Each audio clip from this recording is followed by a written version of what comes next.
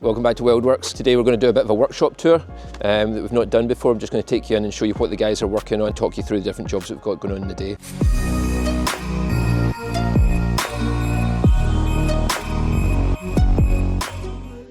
Welcome to the Wildworx office. So this is where we do our meetings with customers when they first come in. We've got the big screen here where we've actually got a configurator for the van. So when you first come in, we'll show you your van as it is just now. We can then go through colours, we can go through exterior changes, interior changes. You can make all your choices as if in real life, as if the van's actually sat here. It kind of helps people get a visualisation of what the van's going to look like, which can be quite hard to imagine.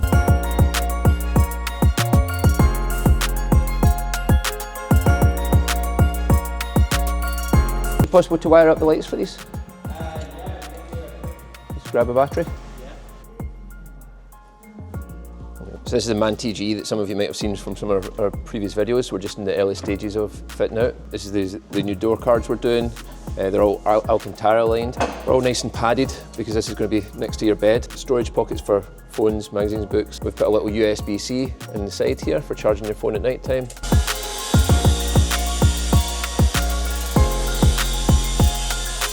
So Dusty just now is fitting out the roof. We're going to put on a 6mm roof and then it's going to get some sea decking. It's a new roof that we're introducing. We've been running electrics and then our wiring harnesses, and we've now fitted the side pods. These are all Alcantara lined as well, making up our little finishing trims for them. We've fitted our LVT flooring. Today it's going to be getting some aluminium step tracks with LED lights underneath. Keep on watching to see where this one goes.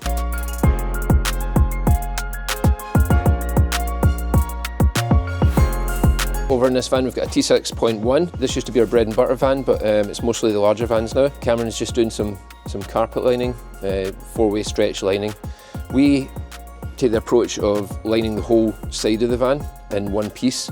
Then we cut out the panel work here, and then we line the actual panels separately and fit them in with removable plugs. Some people like to put the panels on first and then carpet over the top. The problem with that is if you then want to retrofit something, so if you want to put in some plumbing or some wiring into the panel work, then it means you have to cut all that carpet off and then redo it.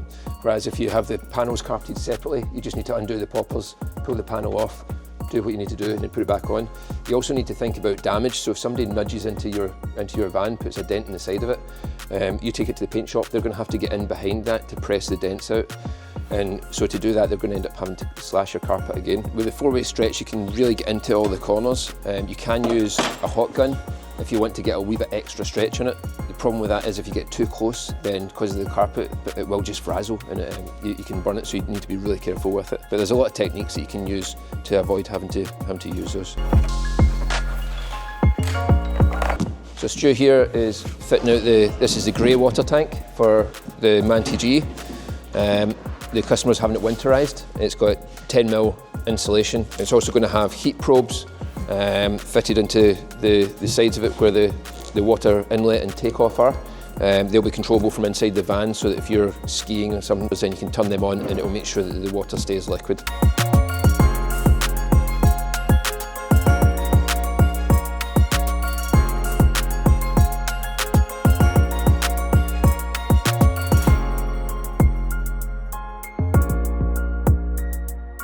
This is one of the jobs that we've just had come in yesterday. The guys have just been stripping out the interior. The customers want some Starlink fitted to the roof and to change up some of his lights. There's a big debate on whether Starlink is better than Wi-Fi in a van. If you're working from your vehicle, then quite often our customers will have both, because Starlink is fantastic. We've got it in the house. The problem with Starlink is if you're surrounded by trees, if you're parked in the forest, you're not going to get any reception at all. In that case, 5G is going to work much better. Anywhere you can get cell phone service. Some people, if they're working from the van, will have both. Most people will just choose one or the other.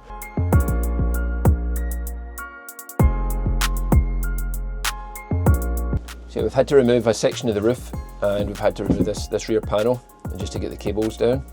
But fortunately this is where his reading lights are as well, so it's all part of the same job, so we thought we may as well do them while we're here. So yeah, the 4Motion's about an extra 100mm higher floor, which then when you're 6'4.5", it really pushes you into the ceiling, so I'm absolutely fine when I stand in the skylight. But yeah, need to do a little bit of this if I'm standing cooking.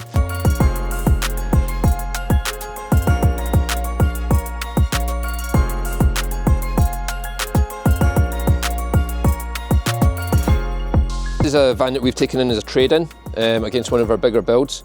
A few fixes before it gets sold because the customer hasn't used it all winter, it was too small for them. And so it's sat on the drive and the batteries have deteriorated, so we've had to replace the starter battery, and only once we've got that in, we've realised that actually the leisure batteries are done as well.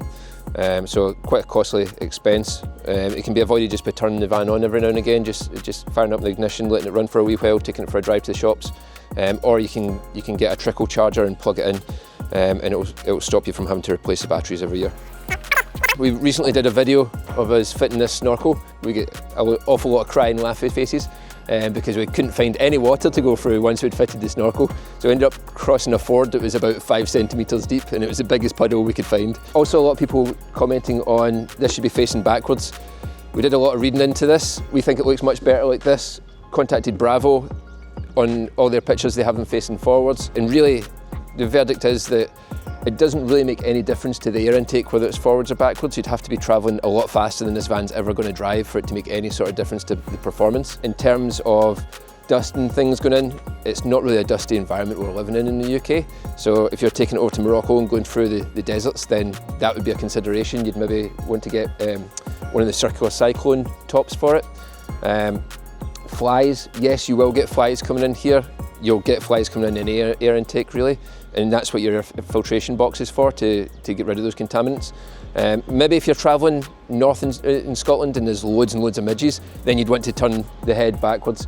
But it's a simple little Allen key and you can flip it round.